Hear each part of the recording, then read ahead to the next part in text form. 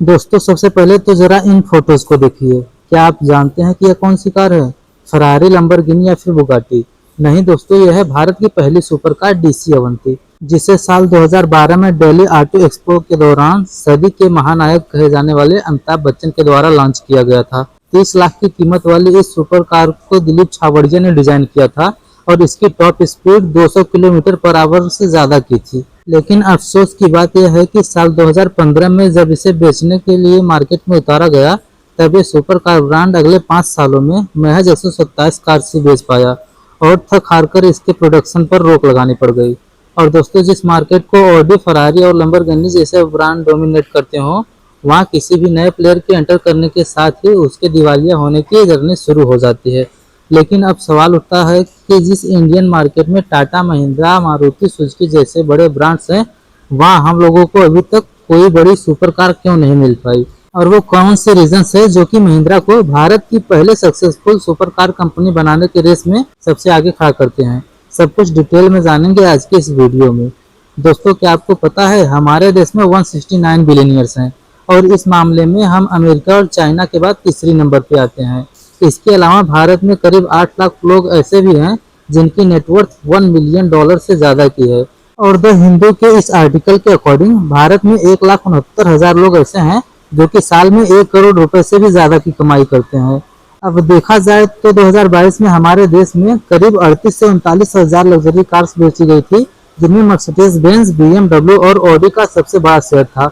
अब दोस्तों, एक लग्जरी कार और सुपर कार में फर्क ये होता है, एक तरफ जहां सुपर कार को बनाते समय पावर, परफॉर्मेंस और स्पीड पर फोकस किया जाता है, वहीं लग्जरी कार्स अपने रॉयल लुक्स, कंफर्ट और रिलायबिलिटी के लिए जाने जाती हैं। जहां सुपर कार को आप ओवर प्राइस और ओवर वैल्यू कह सकते हैं, वहीं luxury car value for money होती हैं। और यही कारण है कि ज्यादातर इंडियंस अपने कार पर करोड़ों रुपए खर्च कर रहे होते हैं, तो वो कंफर्ट और रिलायबिलिटी को ज्यादा प्रेफरेंस देते हैं, जबकि हमें बहुत ज्यादा स्पीड और परफॉर्मेंस से कुछ खास फर्क नहीं पड़ता। और हाँ, एक सुपर कार को बनाने में डिजाइन, इंजीनियरिंग और मैन्युफैक्चरिंग की हाईएस्ट लेवल एक्सपर्टीज चाहिए होती है, जिसकी कमी हमारे देश के ऑटोमोबाइल मैन्युफैक्चरिंग इंडस्ट्री में साफ तौर पर देखने को मिलती है। हालांकि ऐसा भी नहीं है कि हाईएस्ट लेवल ऑफ एक्सपर्टीज हमारे देश में मौजूद ही नहीं है या फिर हम इसे दूसरे देशों से इंपोर्ट ही नहीं कर सकते। यहाँ प्रॉब्लम यह है कि इसमें लगने वाला पैसा 99% कंपनीज को पहले ही देश से बाहर कर देता है। सुपर कार्स को बनाने के लिए रिसर्च एंड डेवलपमेंट पर पानी की तरह पैसा बहाना पड़ता है, लेकिन जब आप इसके रिटर्न्स को देखेंगे तो शायद वो इतनी अच्छे नजर नहीं आते हैं। अब इंडियन सुपर कार ब्रांड्स को साइड में रखकर अगर हम दूसरे देशों से भारत में बिजनेस करने आए ग्लोबल ब्रांड्स को भी देखें, तो भारत का मार्केट उनके लिए बहुत प्रॉब्लम वाला हो जाता है, क्योंकि भारत में ही सुपर कार्स पर कस्टम ड्यूटी और इंपोर्ट टैक्सेस इतने हाई लगते हैं कि मार्केट में उतारने के पहले ही उनकी कीमत 1 से 2 करोड़ रुपए तक बढ़ जाती है। इसके बाद इनके रजिस्ट्रेशन, इंश्योरेंस और मेंटेनेंस पर भी लोगों को अच्छा खासा पैसा उड़ाना पड़ जाता है। अब अगर मेंटेनेंस की बात चल ही रही है, तो फिर आपको पता ही होगा कि सुपर कार्स को नॉर्मल कार्स के कंपेरिजन में काफ़ी ज़्यादा मेंटेनेंस की रिक्वायरमेंट होती है और ये इंडियन ऑनर्स के लिए बहुत महंगा सौदा हो जाता है, क्योंकि भारत में सुपर कार पर कंपनीज ना तो सर्विस सेंटर हैं और ना ही नुक्कड़ पर दुकान लगाने वाले लोकल मैकेनिक इसे रिपेयर कर पाते हैं। स्पेयर पार्ट्स और स्पेशलाइज्ड मशीन्स को तो अक्सर दूसरे शहर या फिर कई बार दूसरे देशों से भी मंगाना पड़ जाता है, जो कि समय और पैसे दोनों की बर्बादी की वजह बनती है। और दोस्तों, एक कहावत है कि इंसान को कभी भी अपने देश के सरकार से अमीर नहीं होना चाहिए। सुपर कार्स के केस में भी ये बात 100% फिट बैठती है। इन सुपर कार्स के डिजाइन ही कुछ इस तरह से की जाती है कि ये स्मूथ और इवन रोड्स पर ही चलती हैं, लेकिन भारत के रोड्स की हालत को देखकर तो इनके ऊपर तो सुपर कार चलाने का आपका मन भी नहीं करेगा। हालांकि हमारे हाईवेज, एक्सप्रेसवेज और कुछ मेट्रो सिटीज में मेट्रो रेल ट्रैक्स उतने वेल बिल्ड है कि यहाँ पर सुपर कार्स आराम से चलाई जा सकती है, लेकिन वहां तक पहुंचने के लिए भी शहर के तंग गलियों और गड्ढों से भरी रोड से ही गुजरना पड़ता है, जो कि सारे मजे पर पानी फेंक देता है। अब इतना सब कुछ सुनने के बाद भी अगर कोई सुपर कार खरीदने का आप मन बना ले, तो फिर मेरे एक सवाल का जवाब जरूर दीजिए। इमेजिन करिए कि आप कहीं से गुजर रहे हैं और आपको किसी मॉल के बाहर एक चमचमाती लैम्बोर्गिनी खड़ी हुई दिखाई देती है। ऐसे में आप सबसे पहले क्या करेंगे? जाहिर सी बात है कि ज्यादातर लोग गाड़ी के पास जाएंगे और उसके साथ अपनी फोटो लेंगे। ऐसे में उस कार के डैमेज होने का खतरा काफी ज्यादा बढ़ जाएगा और उसके ऑनर को हमेशा अपने कार के सिक्योरिटी का कंसर्न बना रहेगा।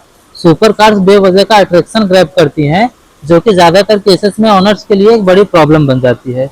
अब इतना सब कुछ सुनने के बाद आपके दिमाग में भी यही चल रहा होगा कि अगर सुपर कार्स के साथ इतनी सारी प्रॉब्लम्स है और उनकी सेल्स भी इतनी लिमिटेड है, तो आखिर कोई इंडियन ब्रांड सुपर कार्स के मार्केट में क्यों ही उतरना चाहेगा।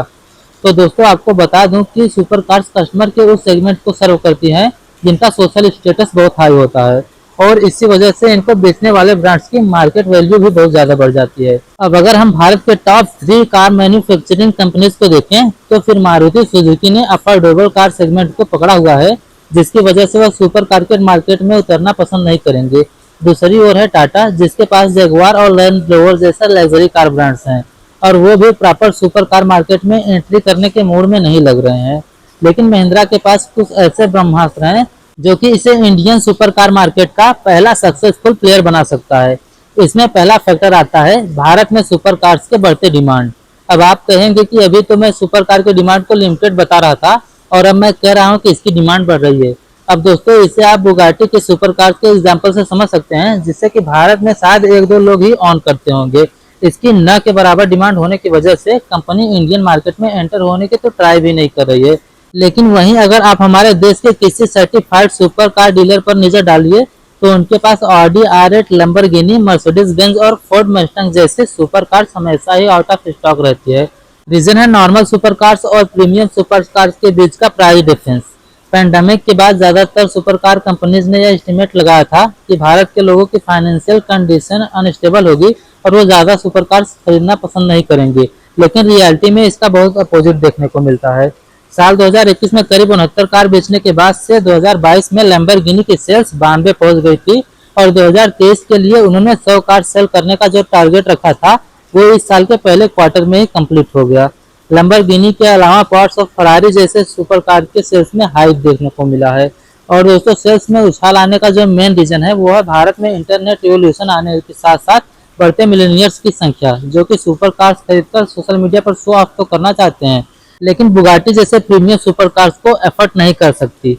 आपने कई सारे यूट्यूबर, सोशल मीडिया स्टार और बॉलीवुड सेलिब्रिटीज को सुपर कार्स खरीदकर सोशल मीडिया पर फोटो डालते तो जरूर देखा होगा, लेकिन 99% केसेस में इन सुपर कार्स की कीमत 50 लाख से लेकर 1 करोड़ के बीच ही होती है।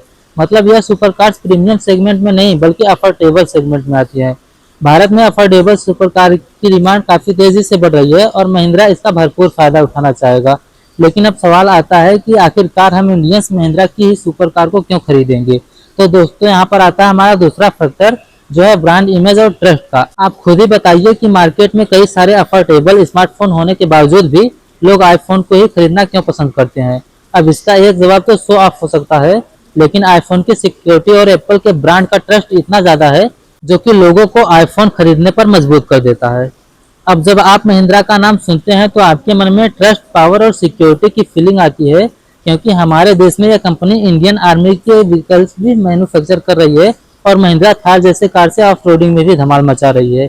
मतलब महिंद्रा के पास वो ब्रांड इमेज और ट्रस्ट पहले से ही मौजूद है जिसके लिए नई कंपनीज को सालों खर्च करने पड़ते हैं, और ये उन्हें मार्केट में स्टैंड आउट करने में बहुत मददगार साबित होगा।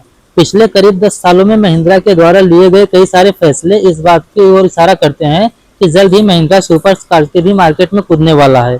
साल 2012 में उन्होंने आस्टन मार्टिन को एक्वायर करने की सिफारिश की थी, लेकिन उस समय वो फेल हो गए थे। पर साल 2015 में उन्होंने इटालियन कार डिजाइन फर्म एरन फरीना को 1240 करोड़ रुपए में सक्सेसफुली एक्वायर कर लिया। यह कंपनी फरारी, रोल्स रॉयस और कैडिलैक जैसी आइकॉनिक ब्रांड के लिए भी कार डिजाइन कर चुकी है, और यह महिंद्रा के सक्सेस में भी इम्पोर्टेंट रोल प्ले कर सकती है। अब दोस्तों आप में से बहुत ही कम लोग जानते होंगे कि महिंद्रा के पास एक मोटर रेसिंग टीम भी है जो कि यूनाइटेड किंगडम के बैनबरी में बेस्ड है, और साल 2014 से ही फार्मूला ई चैंपियनशिप में पार्टिसिपेट कर रही है। ये मैं आपको इसलिए बता रहा हूँ क्योंकि ऑलमोस्ट सारे कार ब्रांड अपने लेटेस्ट फीचर को टेस्ट करने के लिए ऐसे ही प्लेटफॉर्म्स का सहारा लेते हैं, और क्योंकि महिंद्रा की यह टीम कई सालों से इस फील्ड में है तो फिर उनके पास डेटा और इंजीनियरिंग कैपेबिलिटीज की कोई कमी नहीं होगी। महिंद्रा इसी इंजीनियरिंग एक्सपीरियंस को पिनिनफरिना से मिले डिजाइन एक्सपीरियंस के साथ मिलाकर एक ऐसी सुपर कार बना सकती है जो कि एक ग्लोबल जायंट्स को टक्कर देने के लिए भी काबिल होगी। अब इंटरनेशनल मार्केट में ये कितनी टिक पाएगी ये तो वक्त ही बताएगा, लेकिन इंडियन मार्केट में महिंद्रा के पास एक ऐसा एडवांटेज होने वाला है जो कि सुपर कार के कंपटीशन को पलट कर रख सकता है। और दोस्तों वो एडवांटेज होगा कस्टम ड्यूटी और इम्पोर्ट टैक्सेस का। अब दोस्तों आपको बता दूं कि एक सुपर कार को भारत में इंपोर्ट करते समय लंबरगिनी और फरारी जैसी कंपनीज को 60 से 100% तक की कस्टम ड्यूटी चुकानी पड़ती है। इसके बाद इन पर 28% IGST लगता है और 5% एडिशनल कस्टम ड्यूटी भी लगाई जाती है। और फिर इंश्योरेंस और रजिस्ट्रेशन वगैरह का खर्चा भी जोड़ लिया जाए तो फिर वेस्टर्न मार्केट के कंपैरिजन में इनकी कीमत 60 से 70% तक ज़्यादा हो जाती है। और इसी वजह से विदेशी सुपर कार ब्रांड्स की कार इंडियन मार्केट में ज़्यादा सेल्स नहीं कर पाती। लेकिन अगर महिंद्रा इन कार्स को भारत में ही बनाता है तो यह कस्टम ड्यूटी से बच जाएंगी और महिंद्रा की सुपर कार्स दूसरे ब्रांड्स के कंपैरिजन में इतनी अफोर्डेबल हो जाएंगी कि हम भारतीय इसे ही प्रेफर करने लगेंगे। अब दोस्तों अगर हम अमेरिकन मार्केट की बात करें तो वहाँ पर टेस्ला जैसी कंपनीज अपनी कार्स को ऑनलाइन सेल करती हैं, जहाँ कस्टमर्स ऐप पर ही कार की डिज़ाइन और कलर को सिलेक्ट कर लेते हैं और फिर टेस्ला उनकी कार को उनके घर डिलीवर करा देती है। लेकिन क्या आप ऑनलाइन कार खरीदना पसंद करेंगे? मैं दावे के साथ कह सकता हूँ कि आपका जवाब नहीं ही होगा। जब बात लाखों करोड़ों की कार खरीदने की हो तो फिर हम भारतीय उसे फिजिकल फील लिए बिना तो बिल्कुल ही नहीं खरीदेंगे। और इस मामले में भी महिंद्रा के पास दूसरी सुपर कार कंपनीज के कंपैरिजन में बहुत बड़ा एडवांटेज मौजूद है। पूरे भारत में महिंद्रा की 589 सिटीज में 1078 शोरूम्स मौजूद हैं और अपने इसी स्ट्रॉन्ग डिस्ट्रीब्यूशन नेटवर्क की मदद से Mahindra Indian super car market का गेम चेंज करने की पूरी काबिलियत रखता है। वैसे आपको क्या लगता है महिंद्रा की पहली सुपर कार कब तक लॉन्च हो जाएगी? आप अपना जवाब हमें कमेंट करके जरूर बताइएगा।